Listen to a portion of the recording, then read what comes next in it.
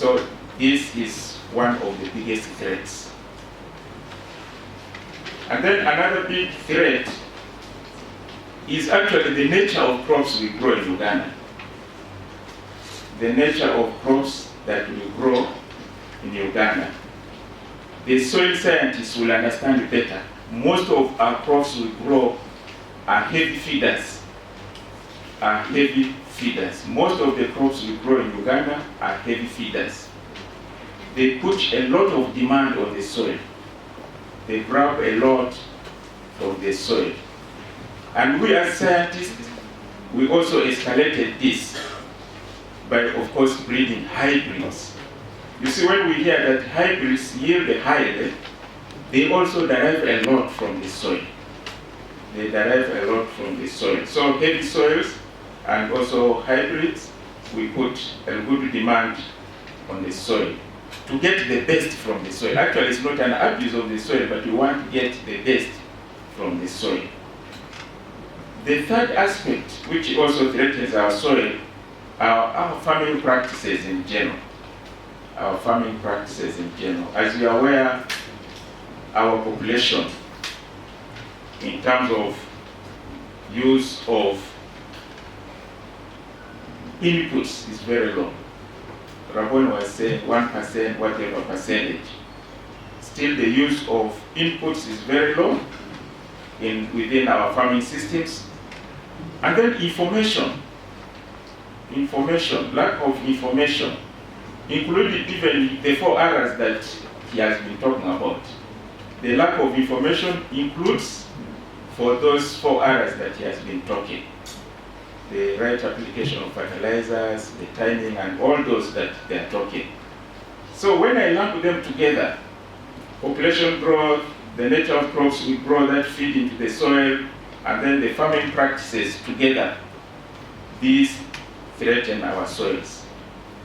And therefore, this project is timely. The government at the higher level, at the president's level, His Excellency, gave directives that I followed strictly, but I don't think many Ugandans followed, which would have enabled us to address these threats. 1, the president directed that the whole country be physically planned first and properly before any developments, including farming. If we did it, there would be no threat. If we planned the entire country and we use it according to the physical plans, definitely we will minimize the effects on the threats on the soil and the land. This has been happening at a very slow pace. Another solution that also the president had directed, and I don't think many people are practicing, is the consolidation of the land. Usually what the president will say is that all the children of a grandfather should not divide the land. When you lose your grandfather or your parents, you should use the land together in a consolidated form and you share benefits. And his guidance is that when you share benefits, you don't split the land. First, you protect the soil better. You can also do mechanization. And you can do whatever forms in a very, very sustainable manner. This directive came to support, to fight against the threats that I've mentioned earlier. But I think the practice is still small. Many families still rush to divide the land, split in bits, and that is also a huge challenge. And limited awareness about the importance of fertilizers. So the results have been that the fertilizer prices are so high. Fertilizer prices are so high. So the government interest was that if we worked hard and we reduced increase the production of fertilizers, definitely the prices will become. Another limitation to fertilizer use has been the inadequate technical information to farmers. That is, including even causing the awareness that fertilizers are important and where they are found and how to apply them. That has been a huge challenge.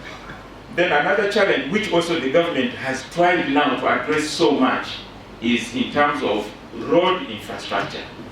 You see, the mineral fertilizers come in 50 to kilogram bags, and you may need to apply a number of bags.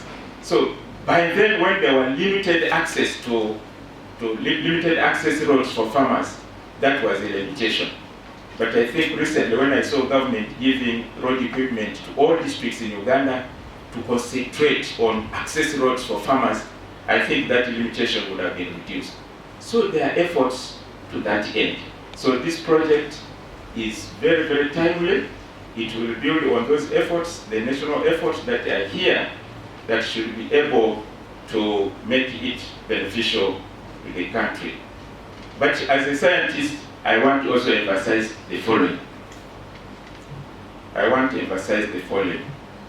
We need to use fertilizers in a manner which is nature positive and promotes regenerative practices. Nature positive and encourages regenerative practices, including issues like how we take of conservation, how do we consider ensuring that we integrate both organic and inorganic fertilizers, how we integrate things like minimum tillage. Those are very, very critical. How we should exploit our animal industry to provide animal manure, and how we should be able to do it sustainably with the rotation with the nitrogen fixing crops, so that what we do is also a little bit sustainable. And how we should work hard to improve the efficacy and sustainability of our operations towards harnessing the benefits of fertilizers. And above all, and that is what has been lacking, which we need to improve, my directors of research, is the functioning or the physiology of the plant, which is harnessed through agronomy. The physiology and the functioning of the plant, which can be harnessed through the agronomy. Because you see there is that interrelation between harnessing the nutrients from the soil and harvesting the energy from the sun through the processes photosynthesis and physiology. And these are guaranteed by the agronomists through the right plant spacing. I think the right thing, which I'm reversing, the right plant spacing, the right timing of planting, and all those rights. Those should be harnessed, and that way should be. And that should not be harnessed when I say our directors of institutes. I'm talking in relation to how you empower the agricultural extension systems in the local governments, especially who come to learn from our general agricultural research and development institutes across the country. How you build that, the individual farmers, the extension workers from the private sector who come to learn. So if we do all this, we should be able to achieve this and benefit from this very project. That is a fact. The fertility of the soils in our country are declining at a faster rate. The DG Naro has alluded to the points why it is happening, but it's a fact. Then another fact that I need to re-emphasize also is that fertilizer use in the country is low. That was also another fact. It is low. Very few people are using fertilizers in the country. And it is a concern to all of us. And another fact is that there is a lot of knowledge gap. It has been said, and I will say it again. There is a lot of knowledge gap that exists between the farmers and then what should be done. So we have those hiccups. The DG Naro has already that our agro-industrialization is looking at production and productivity, and there is no way we can achieve that unless if we look at the critical element of soil fertility improvement and management. So I would like to commend the efforts of this intervention, the project itself, and look forward to consolidation of the efforts. Whatever has been achieved here, we consolidate it. We upscale and upscale the efforts so that we can be able to get such specific kind of recommendations which are very beneficial to our farmers. It has been talked about the maps and whatever. All that is no longer applicable. Farmers want money. Farmers want to see that their effort is rewarded. Farmers want to make informed decisions on investments. So we hope that the efforts of this project will definitely help our farmers to do informed decisions and also get the required returns on their investments. So I would like to thank you so much for organizing this meeting. I want to recognize our scientists, Dr. Kaiti. You have been very instrumental. I'm sure you have always been even calling us before for optimization tool, right? So that farmers can know what to apply for certain specific crops and get the best out of their investments. It is good. Then the DG Naro, I want to call upon you.